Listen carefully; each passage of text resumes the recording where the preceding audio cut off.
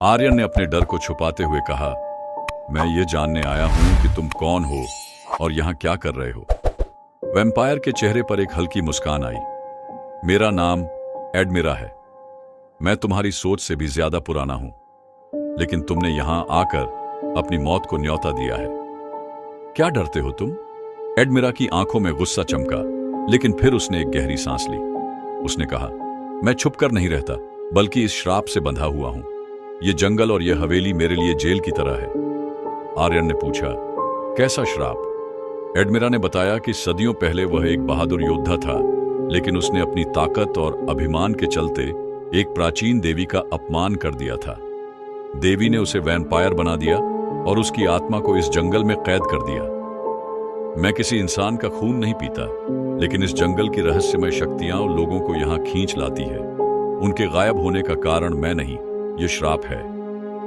आर्यन ने पूछा, क्या इस श्राप को तोड़ने का कोई तरीका है?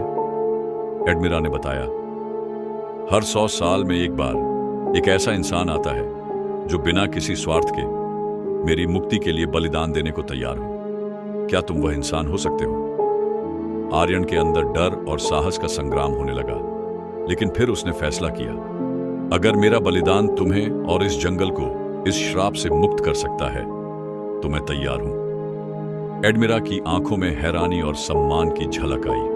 उसने कहा, तुम्हारा बलिदान सिर्फ तुम्हारी जान नहीं लेगा, बल्कि तुम्हारी आत्मा को मेरे श्राप को सोखने के लिए सदियों तक कष्ट झेलना पड़ेगा। आर्यन ने कहा, अगर यह सही है तो मैं तैयार हूं। एडमिरा ने अपनी लाल आंखों से आंसू गिराए। उसने आर्यन को गले लगाया और उसकी आत्मा को एक प्राचीन मंत्र के जरिए अपनी जगह श्रापित कर दिया। उसी पल एडमिरा का शरीर हवा में गायब हो गया और जंगल का अंधेरा उजाले में बदलने लगा। आर्यन अब जंगल का नया रहस्य बन चुका था। लोग कहते हैं कि अब वह खुद वैम्पायर बनकर हर 100 साल में किसी निडर इंसान का इंतजार करता है, ताकि वह भी मुक्त हो सके।